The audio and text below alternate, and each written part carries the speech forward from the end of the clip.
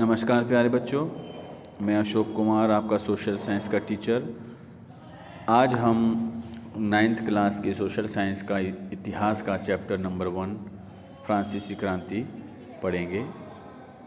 हम इसके लिए जो सहायक सामग्री है कक्षा 9th की 2020-21 की, जो शिक्षा निदेशालय द्वारा हमें दिल्ली सरकार द्वारा जारी की गई है, जो हमें आपको भी मिली होगी बुक, उसको पढ़ेंगे। तो इसमें शुरुआत में हम चलते हैं, याद रखने योग्य बातें हैं जो वो करेंगे हम। 18वीं शताब्दी के दौरान फ्रांसीसी समाज 3 वर्गों में विभाजित था। प्रथम एस्टेट, जिसमें चर्च के पादरी आते थे। द्वितीय एस्टेट, जिसमें फ्रांसीसी समाज का कुलीन वर्ग आता था, तथा तृतीय एस्टेट, जिसमें बड़े व्यापारी, व्यवसायी, अदालती कर्मचारी, वकील, किसान, कारीगर, भूमिहीन मजदूर आदि आते थे। लगभग 60% ज़मीन पर कुलीनों, चर्च और तीसरे एस्टेट के अमीरों का अधिकार था।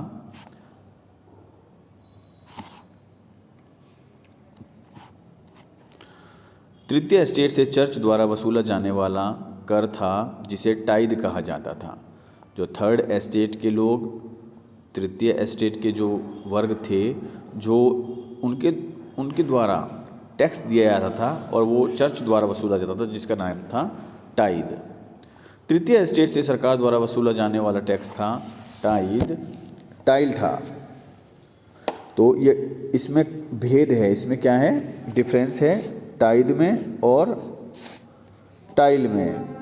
क्या भेद है टाइद और टाइल में? टाइल जो है सरकार द्वारा वसूला जाने वाला टैक्स है, जबकि टाइद जो है वो चर्च द्वारा वसूला जाने वाला टैक्स है। ठीक है, टाइल और टाइद, इसको आप समझिए। अगला है, प्रथम 2 एस्टेट पादरी वर्ग और कुलीन वर्ग के लोगों को जन्म से कुछ विशेषाधिकार प्राप्त थे, जैसे कि राज्य को दिए जाने वाला कर। तो प्रथम 2 एस्टेट, पादरी वर्ग और कुलीन वर्ग, इनको टैक्स में छूट मिली हुई थी। इनको टैक्स नहीं चुकाना पड़ेगा, क्योंकि जो सरकार है या जो राज्य है, राजा है, उन्होंने उनको टैक्स में छूट दे रखी है। और राज्य के सभी टैक्स केवल तृतीय एस्टेट द्वारा ही वहन किए जाते थे, यानी कि इनके द्वारा इसका भुगतान किया जाता था। तो इसका मतलब क्या हुआ, जो तीसरे वर्ग के लोग थे, जो गरीब लोग थे, जिसमें कि अदालती कर्मचारी, वकील, किसान, कारीगर, भूमिहीन मजदूर और बड़े व्यापारी आते थे, उनको ही सारे टैक्स चुकाने पड़ते थे। अब आगे चलते हैं हम। 1774 में लुई 16 फ्रांस की राजगद्दी पर आसीन हुआ। वह फ्रांस के बूर्बों राजवंश का राजा था। कौन था वो? बूर्बों राजवंश का राजा था। उसका विवाह ऑस्ट्रिया की राजकुमारी एंतोइनेट से हुआ। किससे शादी हुई इसकी? एंतोइनेट से शादी हुई इसकी। और जब उसका राज्याभिषेक हुआ, उस समय राजकोष बिल्कुल खाली था। राजकोष खाली था। और क्यों खाली था? क्योंकि लंबे युद्धों के कारण वित्तीय संसाधनों का नष्ट होना, क्योंकि बहुत समय से युद्ध चल रहे थे और युद्धों के कारण भी सारे संसाधन समाप्त हो गए, लंबे युद्ध के कारण। ठीक है। पूर्ववर्ती राजाओं की शान और शौकत पर फजूल खर्ची। इससे पहले के जो राजा थे वो अपनी शान और शौकत पर बहुत सारा धन खर्च करते थे। अमेरिकी स्वतंत्रता संघर्ष में ब्रिटेन के खिलाफ अमेरिका की सहायता करना। ब्रिटेन ने अमेरिका की सहायता करी अमेरिका की स्वतंत्रता के लिए। यानी कि ब्रिटेन के खिलाफ अमेरिका को मदद करना कि ब्रिटेन से आज़ाद हो जाए। अमेरिका किसका गुलाम था? ब्रिटेन का। और फ्रांस ने अमेरिका की मदद इसलिए की कि अमेरिका को आज़ादी मिल जाए, तो इसलिए भी वहाँ पर धन खर्च हुआ, बहुत पैसा खर्च हुआ। जनसंख्या का बढ़ना चौथा कारण था, जनसंख्या का बढ़ना और जीविका का संकट। तो अगर क्वेश्चन आए पेपर में कि राजकोष क्यों खाली था, लुई 16 जब राजगद्दी पर आसीन हुआ उस समय, तो इसका आंसर ये चारों पॉइंट होंगे। आगे बढ़ते हैं हम। मध्यम वर्ग जिसमें वकील, शिक्षक, लेखक, विचारक आदि आते थे, ने जन्म आधारित विशेषाधिकार पर प्रश्न उठाने शुरू कर दिए। जो मध्यम वर्ग के लोग थे, वकील, शिक्षक, लेखक आदि, जो बुद्धिजीवी वर्ग थे, उन्होंने कहा कि जन्म के आधार पे अगर कोई राजा के घर में पैदा हुआ है तो उसको जो टैक्स में छूट मिली है, उनको कुछ फ़ायदे मिले हैं, वो गलत हैं, ऐसा नहीं होना चाहिए। आवाज़ उठनी शुरू हो गई। बढ़ते कर्ज के दबाव में लुई 16 ने 5 मई 1789 को एस्टेट जनरल की बैठक बुलाई ताकि नए करों को पास किया जा सके। तो लुई 16 ने 5 मई 1789 को एस्टेट जनरल की बैठक बुलाई और उसमें नए टैक्स लगाने पर और ज़्यादा टैक्स बढ़ाने पर कानून पास किया गया, क्योंकि जो राजकोष था वो खाली था, उसको खजाने को भरना था, इसलिए नए टैक्सों को इकट्ठा करने के लिए ये नया एक्ट लाया गया और नए टैक्सों को पास किया गया। जनरल बैठक बुलाएगी एस्टेट जनरल की। एस्टेट जनरल में मतदान एस्टेट के आधार पे होता था, ना कि प्रति व्यक्ति के आधार पे, यानी कि एक व्यक्ति के आधार पर ना होकर मतदान एस्टेट के आधार पे होता था। लेकिन इस बार तीसरे एस्टेट के लोग संख्या आधारित मतदान की मांग करने लगे।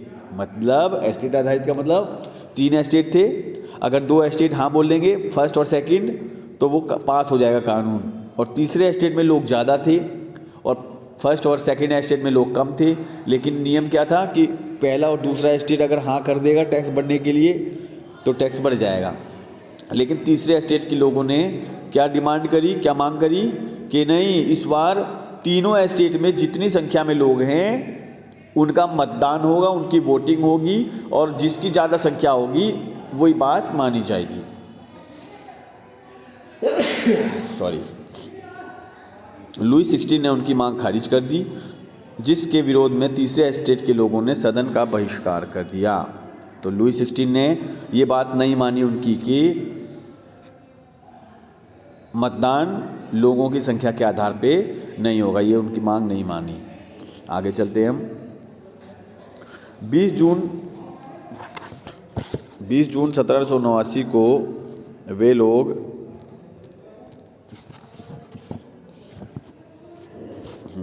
आगे चलते हैं,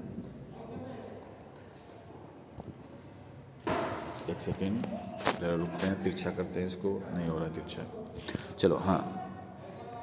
20 जून 1789 को वे लोग वर्साय के एक टेनिस कोर्ट में एकत्रित हुए और अपने आप को नेशनल असेंबली घोषित कर दिया। तो तीसरे स्टेट के लोग 20 जून 1789 को एक टेनिस कोर्ट में इकट्ठा हुए और अपने आप को नेशनल असेंबली घोषित कर दिया। इधर पूरे फ्रांस में महंगाई और अफवाहों का बाजार गर्म था और जगह जगह हिंसक प्रदर्शन होने लगे।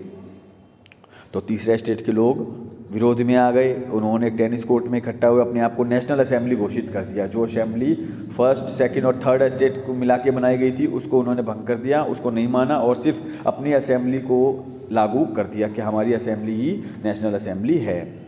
इधर फ्रांस में महंगाई होने लगी और अफवाह उड़ने लगी और जगह जगह पर हिंसक प्रदर्शन होने शुरू हो गए।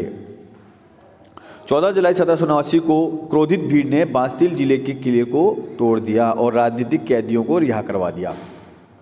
ये पहली घटना हुई। 14 जुलाई 1789 को लोगों की भीड़ ने बास्तिल के किले को तोड़ दिया और राजनीतिक कैदियों को आज़ाद करा दिया। बास्तिल का किला सम्राट की निरंकुश शक्तियों का प्रतीक था। अपनी विद्रोही प्रजा की शक्तियों का अनुमान करके लुई 16 ने नेशनल असेंबली को मान्यता दे दी। और लुई 16 ने जब देखा कि ये जो विद्रोही प्रजा है, जो तीसरे स्टेट के लोग हैं, ये तो बहुत पावरफुल होते जा रहे हैं, इनके पास शक्ति बढ़ती जा रही है, तो उन्होंने इसको मान्यता दे दी। 4 अगस्त 1789 की रात को असेंबली ने करों, कर्तव्यों और बंधनों वाली सामंती व्यवस्था का उन्मूलन का आदेश पारित कर दिया। नेशनल जो नई असेंबली बनी उसने जो टैक्स, कर्तव्य और जो भी पुराने कानून थे उनको समाप्त कर दिया, उसका आदेश पारित कर दिया। और 1791 में फ्रांस में संवैधानिक राजतंत्र की नींव पड़ी। अब नए संविधान बनाया गया जिसमें क्या क्या खास बातें थी। मतदान का अधिकार केवल सक्रिय नागरिकों को मिले, जो कौन थे, पुरुष थे। मतदान का अधिकार सिर्फ पुरुषों को मिलेगा जिनकी उम्र 25 साल से अधिक थी। तो नया संविधान लिखा गया जिसमें सिर्फ पुरुषों को मतदान का अधिकार दिया गया जिनकी उम्र 25 वर्ष से ज़्यादा थी, जो कम से कम 3 दिन की मजदूरी के बराबर कर चुकाते थे और जो टैक्स भी देते थे। पूरे अपनी 3 दिन की मजदूरी, यानी कि 3 दिन में वो जितना कमाते थे उतना वो टैक्स भी चुकाते हों और 25 साल के भी हों और पुरुष हों। तो पुरुषों को क्या दे दिया गया, चुनाव का वोट का अधिकार दे दिया गया और ये अधिकार सक्रिय नागरिकों को मिले। सक्रिय का मतलब जो एक्टिव हैं। महिलाओं और अन्य पुरुषों को निष्क्रिय नागरिक कहा जाता था। महिलाओं को निष्क्रिय नागरिक कहा गया, जो निष्क्रिय हैं, जो काम नहीं करते हैं, उन जो पैसे नहीं कमाते या जो टैक्स भी नहीं भरते हैं, तो उनको निष्क्रिय नागरिक कहा गया। अब है आगे, राजा की शक्तियों को विधायिका, कार्यपालिका और न्यायपालिका में विभाजित एवं हस्तांतरित कर दिया गया। राजा की जो शक्ति थी, पहले राजा के पास सारी शक्तियाँ थी, लेकिन अब राजा की शक्तियों को बांट दिया गया। विधायिका, कार्यपालिका, न्यायपालिका में बांट दिया गया। जैसे भारत में होता है विधायिका संसद, कार्यपालिका जो शासन व्यवस्था चलाते हैं और न्यायपालिका जो न्याय करती है। ठीक है, कार्यपालिका सरकार, विधायिका संसद और न्यायपालिका जो हमारा न्याय करती है। इसमें बांट दिया गया शक्तियों को। 10 अगस्त 1792 को जैकोबिन क्लब के सदस्यों ने रोबेस्पियर के नेतृत्व में नई शासन व्यवस्था के खिलाफ विद्रोह कर दिया।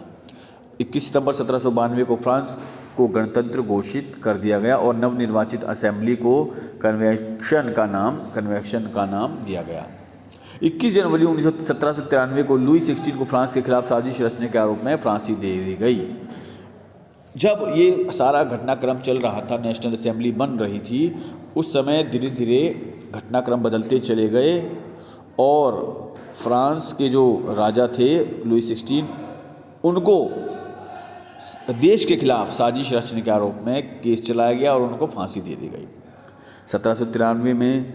1794 के दौरान रोबेस्पियर ने क्रूरतापूर्वक राज्य किया। इस काल को आतंक का काल भी कहते हैं। लुई 16 के बाद रोबेस्पियर ने फ्रांस में राज किया और इस काल को आतंक का काल भी कहा जाता है। जून 1794 में रोबेस्पियर को गिलेटिन पर चढ़ा दिया गया, उसको भी मरवा दिया गया। रोबेस्पियर के पतन के बाद फ्रांस का शासन मध्यम वर्ग के संपन्न लोगों के पास आ गया। उन्होंने 5 सदस्यों वाली कार्यपालिका डायरेक्टरी को नियुक्त किया। किसको नियुक्त किया? डायरेक्टरी को, जो 5 सदस्य होते थे जिसके अंदर, जो फ्रांस का शासन देखती थी। लेकिन अक्सर विधान परिषद से उनके हितों का टकराव हो रहता था। ठीक है, आगे चलते हैं। इस राजनीतिक अस्थिरता का फायदा नेपोलियन बोनापार्ट ने उठाया और उसने 1799 में डायरेक्टरी को खत्म कर दिया और 1804 में फ्रांस का सम्राट बन गया। रोबेस्पियर की मृत्यु के बाद को मौत के घाट उतार दिया गया। उसके बाद 5 सदस्यों वाली, जो मध्यम वर्ग के लोग थे फ्रांस के, उनमें 5 सदस्यों वाली कार्यपालिका को बनाया गया, जो कि डायरेक्टरी जिसको कहा गया और जो फ्रांस का शासन देखती थी। उसके बाद नेपोलियन बोनापार्ट ने देखा कि फ्रांस में तो कोई राजा नहीं है और उसने फ़ायदा उठाया और फ्रांस में डायरेक्टरी को ख़त्म कर दिया और 1804 में फ्रांस का सम्राट बन गया। 1815 में वाटरलू में उसकी पराजय हुई और उसे बंदी बना लिया गया। 1815 में युद्ध हुआ और नेपोलियन को बंदी बना लिया गया और उसके बाद उसको जेल में डाल। फ्रांसीसी क्रांति के मूल तत्व स्वतंत्रता, समानता और बंधुत्व ने पूरे विश्व पर प्रभाव डाला। फ्रांसीसी क्रांति जो हुई उसका क्या फ़ायदा हुआ? उसके फ़ायदा हुआ स्वतंत्रता की भावना, लोगों में स्वतंत्रता का भाव जागृत हुआ, समानता का भाव जागृत हुआ, बंधुत्व की भावना ने पूरे विश्व पर प्रभाव डाला। 1848 में फ्रांस के सभी उपनिवेशों ने से दास प्रथा का उन्मूलन कर दिया गया। महिलाओं को मतदान का अधिकार 1946 में जाकर मिला। लगभग 150 साल बाद महिलाओं को वोट डालने का अधिकार मिला। एक नज़र में देखते हैं हम फ्रांसीसी क्रांति के क्या कारण हैं। तो इसके पहले सबसे पहले राजनीतिक कारण देखेंगे। अयोग्य शासक था वहाँ का, विशेषाधिकार मिले हुए थे लोगों को, पहले और द्वितीय स्टेट के लोगों को। और तात्कालिक कारण क्या था? लुई 16 का नया कर, नए टैक्स लगाने का कारण था। और सामाजिक क्या कारण थे? समाज का वर्गों में बटा होना, प्रथम द्वितीय तृतीय स्टेज में बटा होना, सामाजिक भेद होना, मध्यम वर्ग का उदय, मध्यम वर्ग थोड़ा सा उठ के आया, उनकी मांग बढ़ी और उनकी शक्ति बढ़ी। आर्थिक कारण क्या थे? लगभग 12 अरब लिबरे का कर्ज था फ्रांस के ऊपर, राजकोष खाली था, लोगों के पास जीविका पार्जन का संकट था और टैक्स व्यवस्था जो थी बड़ी बेकार थी, बड़ी दयनीय थी, जिसमें कि गरीबों को ज़्यादा टैक्स चुकाना पड़ता था अमीरों की अपेक्षा। सुधारकों एवं विचारकों का प्रभाव, रूसों, मिराबियों और आबेशिया जैसे समाज सुधारक हुए, विचारक हुए, इन्होंने भी अपने अपने स्तर पर लोगों को जागृत किया, लोगों को उपदेश दिए, जिससे लोग प्रभावित हुए इनके विचारों से, लिखा अपने बुक्स में, जिसके के कारण ही फ्रांसीसी क्रांति संभव हुई। ठीक है, ये फ्रांसीसी क्रांति की तारीखें हैं। आप अपने बुक में अभी जो मैंने पढ़ाया है आपको पहले 2 पेज इसको पढ़ेंगे और उसके बाद यहाँ पर इसको भर देंगे। 1774 में लुई 16 फ्रांस की राजगद्दी पर आसीन हुआ। 5 मई 1789 को क्या हुआ, आपको इसमें से ढूंढना है और लिखना है। उसके बाद आगे चलेंगे हम क्वेश्चन आंसर।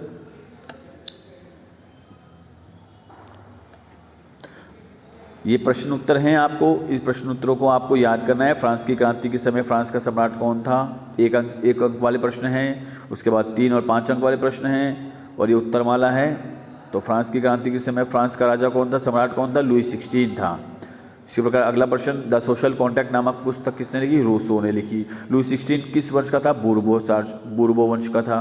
फ्रांस में 1794 तक चलने वाली मुद्रा का नाम क्या था? लीब्रे था। अगला प्रश्न है, नेपोलियन फ्रांस का सम्राट कब बना? 1804 में। वाटरलू का युद्ध नेपोलियन में सन 1815 में जीता।